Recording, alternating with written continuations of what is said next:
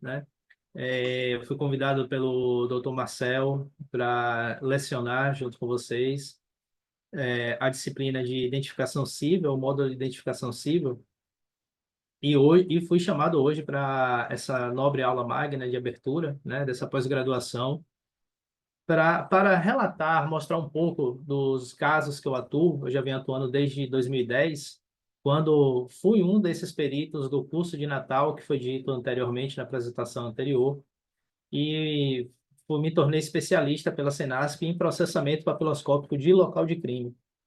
Então, desde então, já compus uma equipe especializada de perícias em roubo a banco e trabalhei nessa área na minha região por um certo tempo. E também nas perícias de local de crime, no atendimento de perícia externa da CRPT de Quié, onde estive por 10 anos, de 2007 a 2017, e atualmente aqui na CRPT, né, na Coordenadoria Regional de Polícia Técnica de Porto Seguro, onde hoje me encontro lotado. Tive aí essa grande experiência de receber essa turma nova. Foi a primeira turma que nós recebemos com a missão de formá-los papiloscopistas, porque, de fato, a Academia de Polícia deixou muito a desejar no conhecimento de perícia papiloscópica, e nós tivemos que promover essa multiplicação de conhecimento para os colegas no estágio supervisionado. Graças a Deus vem dando resultado aqui. Acredito que nas outras regiões também, onde tem os colegas que são imbuídos, né, dessa nossa ciência, nossa maravilhosa ciência da identificação humana biométrica. Minha perícia hoje, a pedido do Dr. Marcel, é uma exposição de casos, mostrar para vocês casos de aplicação dos meus trabalhos, mas eu não poderia, numa aula inicial, apenas chegar aqui e demonstrar casos, demonstrar laudos, sem antes trazer um conhecimento mínimo, né? Haja vista que essa aula vai ficar gravada, vai ficar disponível para a comunidade acadêmica. Então, é necessário que vocês tenham esse tipo de conhecimento, tá? Antes, para poder compreender essa nossa perícia.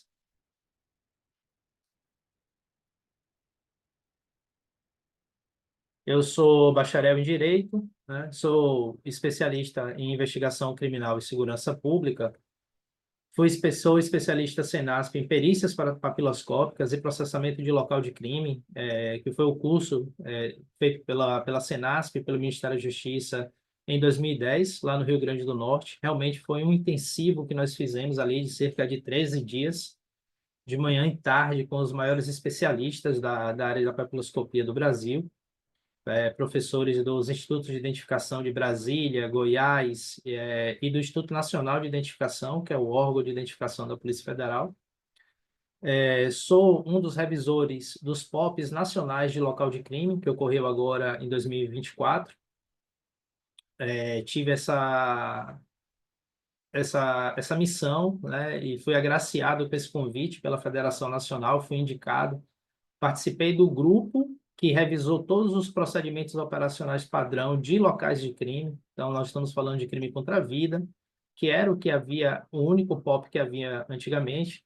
E nós, além de revisarmos esse POP, atualizarmos os termos, os conceitos, as metodologias, também criamos outros procedimentos operacionais padrão, como o de crime de feminicídio e o de crime contra o patrimônio, que é uma das áreas também, principalmente, que nós atuamos na perícia papiloscópica. E lá eu pude trazer a minha experiência de perito papiloscopista de local de crime e contribuir de uma maneira significativa para a criação desse procedimento operacional padrão.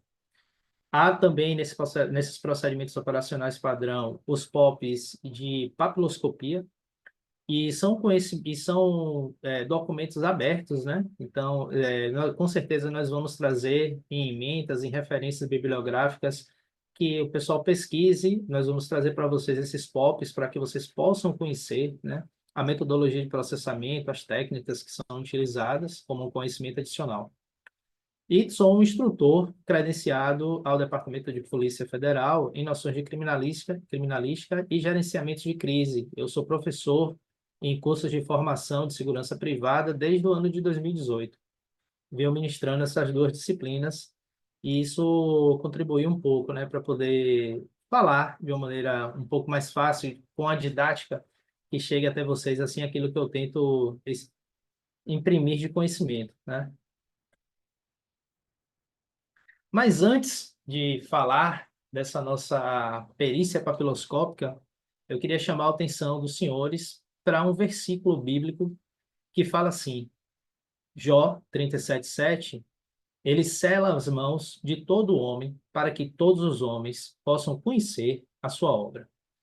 Então, daí, nós já vemos que essa ciência de identificação por biometria, por análise fisiológica humana, que individualiza cada ser humano, sem não havendo relato científico nem na história da identificação civil, da identificação humana, mais de um homem com a mesma impressão digital. Algo tão simples e ao mesmo tempo tão complexo não poderia vir de uma outra fonte senão do nosso Supremo Criador Universal. Então, todos vocês que labutam na papiloscopia, tenham ciência disso. Vocês labutam num conhecimento criado por Nosso Senhor Supremo, que deixou na Terra para que a gente pudesse não só apenas reconhecer a grandiosidade dele, mas também para que a gente pudesse utilizar em nosso benefício na sociedade. E esse nosso benefício na sociedade é exprimido por diversas maneiras, né? Desde a identificação civil da população, a identificação criminal e a ajuda, né, a criação da prova material que é utilizada na investigação criminal a nível de criminalística, promovendo o quê? Promovendo a garantia e a aplicação da justiça. Nos ramos da papiloscopia, a papiloscopia de toda forma, nós podemos falar de maneira resumida que ela possui 5 ramos principais, né? A identificação civil e criminal, que é a identificação da população através de dados biográficos e biométricos, criando um banco de dados multibiométrico, seja para fins cíveis ou criminal. Ou seja, toda aquela qualificação que é atribuída à pessoa, mas todos os índices biométricos, quase todos os índices biométricos da pessoa. O que nós utilizamos atualmente são as impressões papilares e a biometria facial.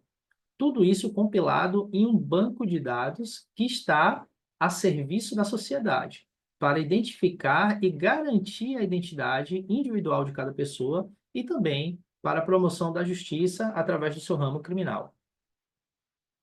Nós também temos como ramo da papiloscopia a identificação necropapiloscópica, que é a identificação dos mortos, garantindo a sua verdadeira identidade, o que é essencial para as famílias, né? Nós, diuturnamente, fazemos esse tipo de perícia, identificando os corpos, impedindo fraudes, garantindo a correta identificação de cada pessoa e muitas vezes cessando ali a dor dos familiares de não poder sepultar o seu ente querido por falta de identificação, haja vista que muitos desses corpos não têm condição de reconhecimento visual. Nós também fazemos o processamento papiloscópico,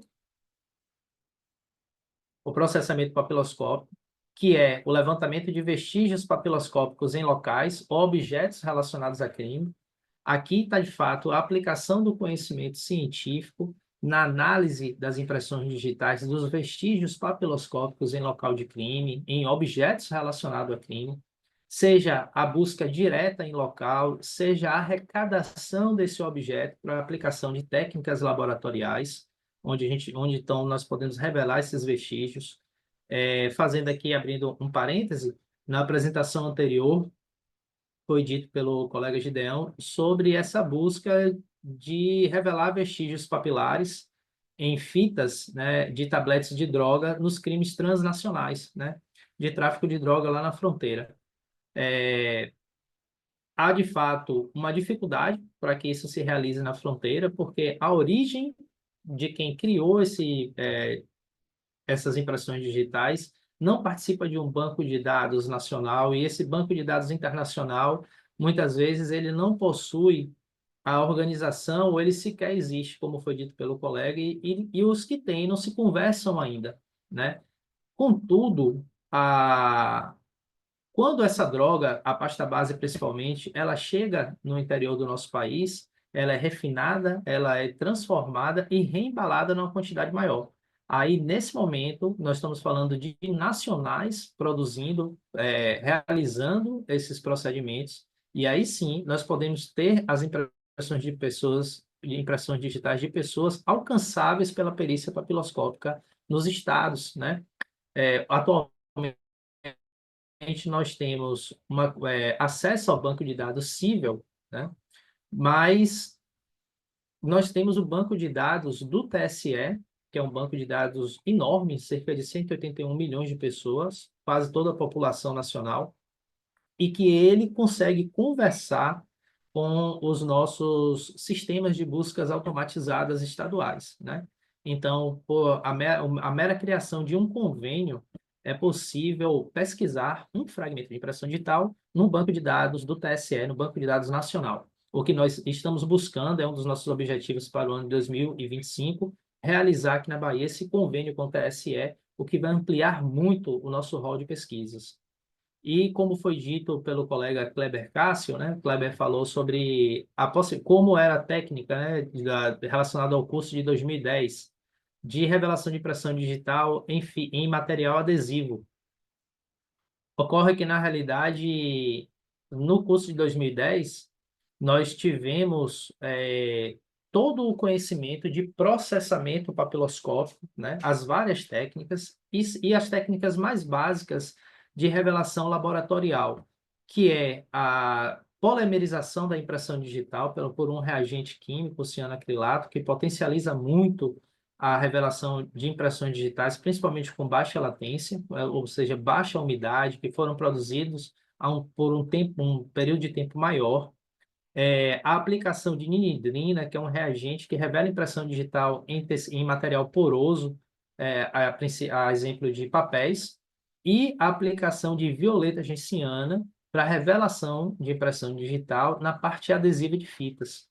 Naquela época, em 2010, nós estudávamos essa técnica, mas num escopo de processar as fitas adesivas que eram utilizadas em caso de sequestro, né? Muitas vezes o autor de crimes de sequestro amarravam as pessoas com fita adesiva e deixam, né? Qualquer um de nós que pegar a fita adesiva pela parte externa deixa ali a impressão digital nítida, perfeita. A revelação dela é feita com violeta genciana. Hoje em dia, nós já pensamos dessa maneira, que nós podemos utilizar esse tipo de técnica laboratorial para revelar as impressões digitais que estão no interior das fitas adesivas que revestem os tabletes de droga. Marcel, tá ok aí meu áudio? Tá tudo ok? Tudo tranquilo, tá ótimo. Ótima Beleza, ótimo. apresentação, ótimo áudio, visual também, tudo ok. Beleza. Ainda como ramo da perícia papiloscópica, nós temos a pesquisa e comparação nos bancos de dados de identificação de sistema biométrico, né? Chamados ABIS, Automatic Biometric Identification System, né? Que é o processamento desses vestígios oriundos de local de crime, oriundos dos objetos relacionados a crime, a pesquisa deles e a identificação deles nos bancos de dados biométricos, onde que hoje, por exemplo, nós estamos vivenciando essa nova realidade na Bahia com a chegada do EBS da Griaule, onde nós temos em cada CRPT um sistema desse, onde nós podemos acessar o banco de dados civil da Bahia e criminal e comparar os vestígios que nós estamos coletando em local de crime, conseguindo assim resultados em poucas horas, né?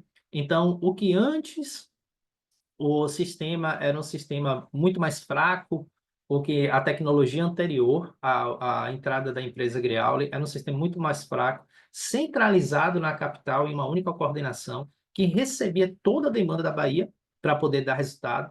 Então, sequestros, homicídios, crimes patrimoniais que produziam vestígios papiloscópicos no processamento de local eram encaminhados por meio eletrônico ou por meio físico para essa coordenação em Salvador, para então ser processado lá por poucos profissionais e o tempo de resposta era enorme.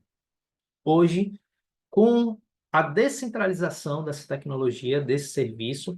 Nós, peritos técnicos de polícia, temos essa ferramenta em mãos, vamos para o local de crime, revelamos as impressões digitais, retornamos para o terminal em poucas horas, às vezes até, vamos dizer, a depender minutos, de acordo com a qualidade da impressão digital, conseguimos identificar as pessoas que compõem, que estão no banco de dados civil, né? Entregando de imediato, ali no mesmo dia, para a autoridade policial, um norte na sua investigação.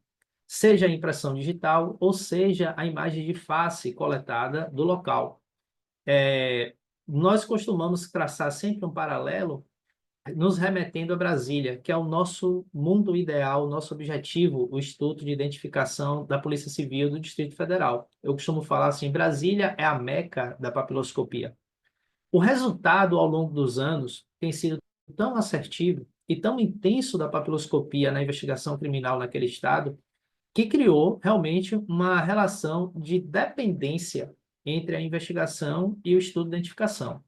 Então, a investigação sempre fica ali no aguardo e no contato direto com os identificadores, com os papiloscopistas, os peritos papiloscopistas, aguardando dele a análise dos materiais, dos vestígios papiloscópicos, das imagens de face coletada, para que eles possam determinar o rol dele investigativo, o rol dele de pesquisa e seguir com a investigação policial. E hoje já é, vamos dizer assim, até uma relação de dependência entre a investigação policial e o processamento papiloscópico e a perícia papiloscópica. Esse é um dos nossos objetivos aqui na Bahia. Então, todos vocês que estudam papiloscopia, todos os nossos pesquisadores e peritos conhecem esse potencial e é o norte que nós estamos buscando. Realmente ser um agente ativo na investigação criminal através dessa ciência multibiométrica.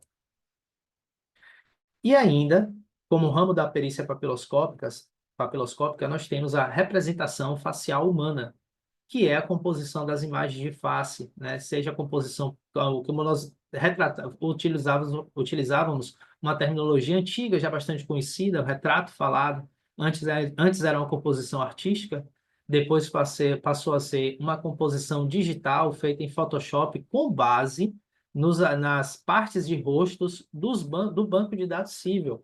Então, imagine que um determinado fenótipo de uma região, nós temos que levar em consideração, né, que devido à miscigenação da nossa população, o aspecto fenótipo da população civil do sul do país é diferente, né, daqui da Bahia, por exemplo.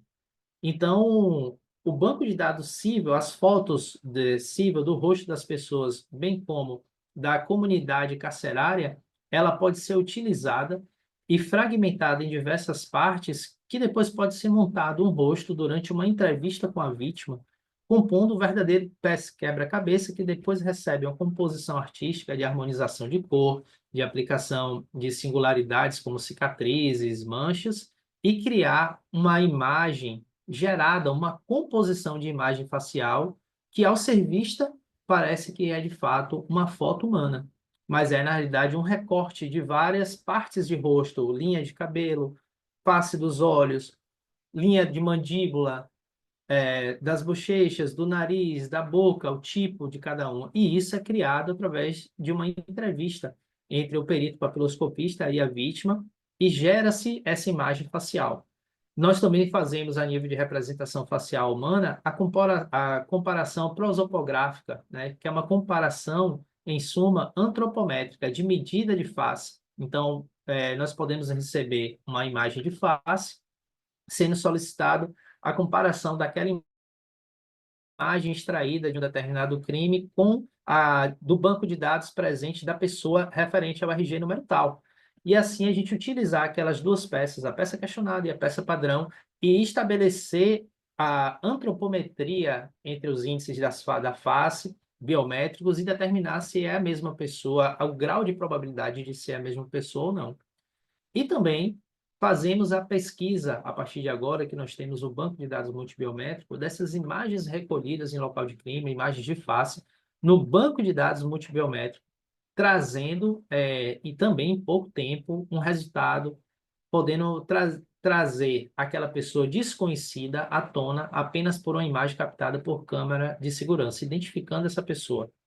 Em suma, esses são os principais ramos da perícia papiloscópica: a identificação civil e criminal. Vamos lembrar que a identificação criminal é a identificação regida por lei própria, é quando nós levamos uma pessoa que não é identificada civilmente para um banco de dados à parte. A identificação necropapiloscópica, que nós fazemos diuturnamente, para manter a cadeia de custódia daquele vestígio, que o corpo é um vestígio, garantindo a identidade daquele corpo. O levantamento das impressões digitais em local de crime ou em objetos relacionados ao crime, que é o processamento papiloscópico, a pesquisa e comparação desses vestígios papiloscópicos num banco de dados multibiométrico, bem como a representação facial humana, que é a pesquisa de face em banco de dados multibiométrico ou a criação de uma composição de imagem de face mediante uma entrevista com vítimas de crime. E para que vocês possam entender essas imagens, esses casos que eu vou mostrar para vocês agora, é importante, é imprescindível que a gente entenda o que é o processamento papiloscópico.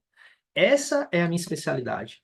Nós temos os colegas que são especialistas em identificação civil, que estão ali na ponta, trabalhando, identificando a população, os meandros da identificação civil, as várias características dela, a qualidade da imagem que é processada. Nós temos os colegas que estão empregados em fazer um trabalho específico, né, de análise biométrica de face, e nós temos os peritos papiloscopistas que trabalham em local de crime. Esses peritos papiloscopistas que trabalham em local de crime fazem o processamento papiloscópico de local ou de objeto, seguindo uma metodologia que, em suma, nós podemos resumir para que seja mais fácil a didática e o entendimento em 4 etapas. A primeira etapa do processamento papiloscópico é a busca, a varredura da impressão digital do vestígio papiloscópico. Aqui é importante a gente citar que não é apenas a impressão digital, o digital é dedo, é a impressão papilar, a impressão criada pela papila dérmica, porque a impressão palmar e a impressão plantar dos nossos pés, elas também são passíveis de comparação, de cotejo, entre a peça questionada, que foi revelada no local, e a peça padrão, que está depositada, guardada no banco de dados do Pedro Melo ou extraída diretamente de uma pessoa apresentada pela autoridade policial. Então, no primeiro momento, nós fazemos uma busca, uma varredura, né, através do estudo da cena e coleta de informações, nós definimos as superfícies potenciais.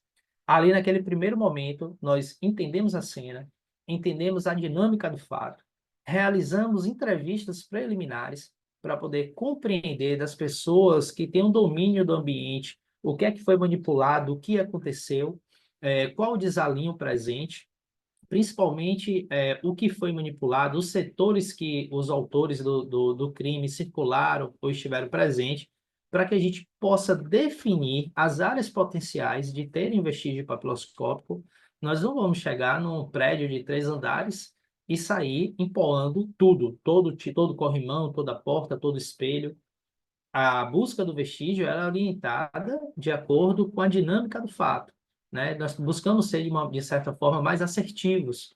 E essa é a primeira etapa do procedimento papiloscópico: compreender cena, compreender a dinâmica, realizar a entrevista preliminar com as fontes de informação e aí, então, passar para a segunda etapa do procedimento papiloscópico, que é a revelação do vestígio papilar.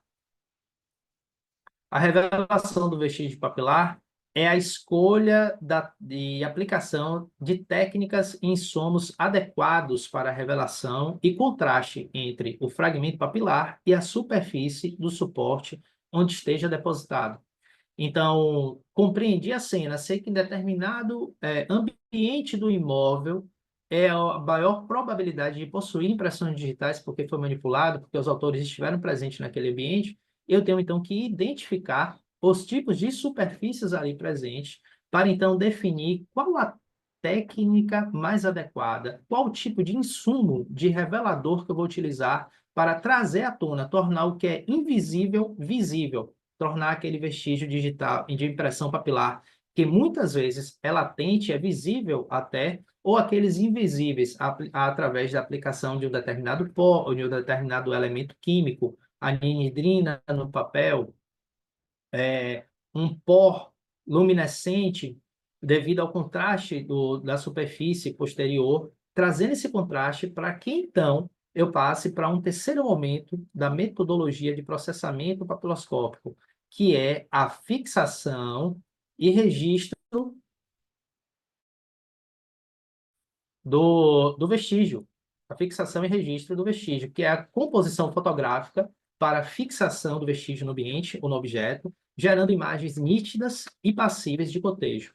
Após gerar essas imagens, a transposição entre aquilo que nós denominamos de suporte primário, que é o objeto ou a superfície onde está depositada a impressão digital, que foi revelada, fazer a transposição dela para um suporte secundário, mantendo a cadeia de custódia. Imagine, por exemplo, um objeto que tem uma impressão digital, que foi revelada essa impressão digital, e agora nós fazemos toda uma metodologia de fotografia para demonstração desse vestígio, desse objeto no ambiente, desse vestígio no objeto, uma técnica de fotografia mais apurada em macro, em super macro, em fotos de close, trazendo todos os aspectos morfológicos da impressão digital, permitindo, por exemplo, que essa imagem seja introduzida no banco de dados multibiométrico, mas que também ela possa ser utilizada em laudo para demonstração que aquele vestígio que você transformou agora numa evidência, numa possível prova,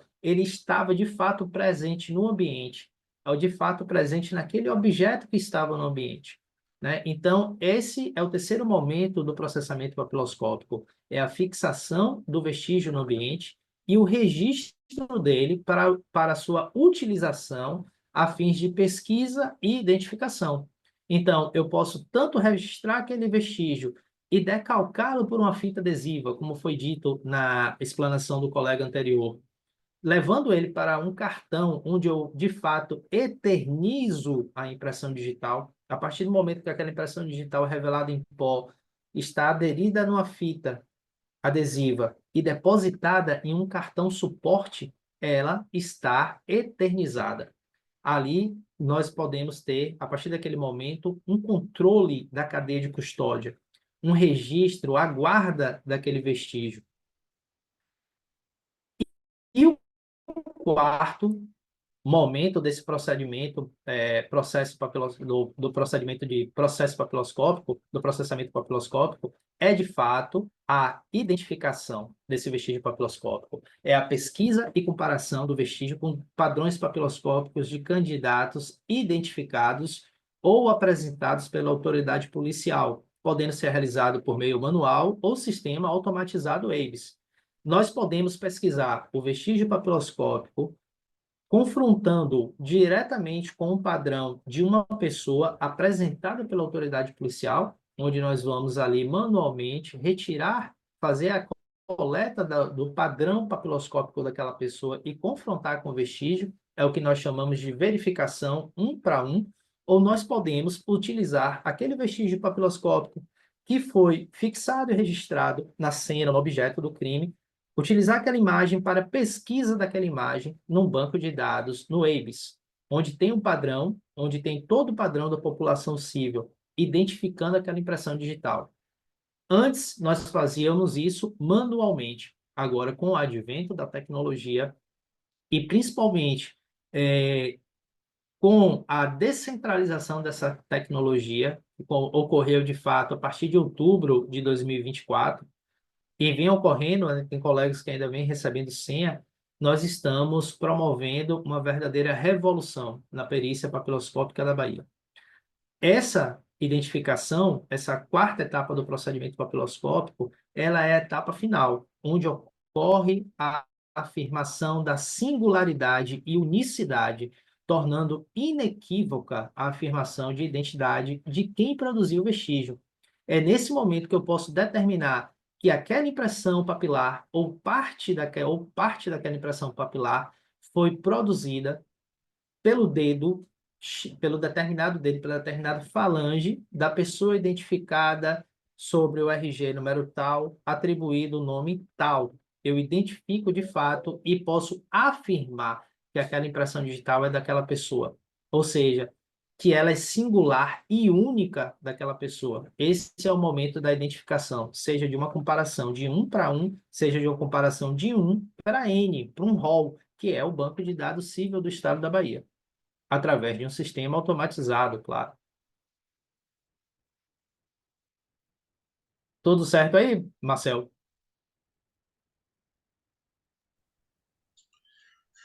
Tudo tranquilo. O colega Amanda aqui aplaudindo a apresentação.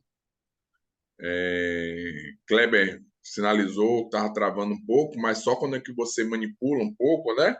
Aí o áudio acaba falhando um pouco, mas nada que prejudique a apresentação nem nada, tá? É, Mas está tudo certo, viu? O áudio está chegando bem, o vídeo também está chegando. Os colegas aqui beleza. se manifestando positivamente. Ótimo. Estão vendo a tela novamente da apresentação? Tranquilo? Beleza, então vamos lá. Essas são imagens minhas num processamento papiloscópico em veículo utilizado a roubo em lotérica na cidade de Trancoso. Ou seja, nós estamos ali no plantão com a equipe de criminalística e vamos até o local onde está o vestígio. Muitas vezes nós temos que ir ao local para garantir a cadeia de custódia, a localização, a revelação desse vestígio ainda no local, porque a retirada desse suporte primário, que no caso é a própria estrutura do veículo, pode contaminar ou destruir o vestígio pela manipulação que vai ser realizada, ou às vezes é impossível a curto prazo se retirar o suporte primário, o objeto onde está depositada a impressão digital do local. E isso faz com que nós tenhamos que ir ao local, que de fato é o mundo ideal. Que a gente tenha a equipe disponível para ir ao local, fazer fazer a busca ativa através de técnicas adequadas, através de aplicação de luz, buscando essa impressão digital. É o que eu estou fazendo aqui na porta desse veículo, onde eu encontrei o vestígio, olha o vestígio digital.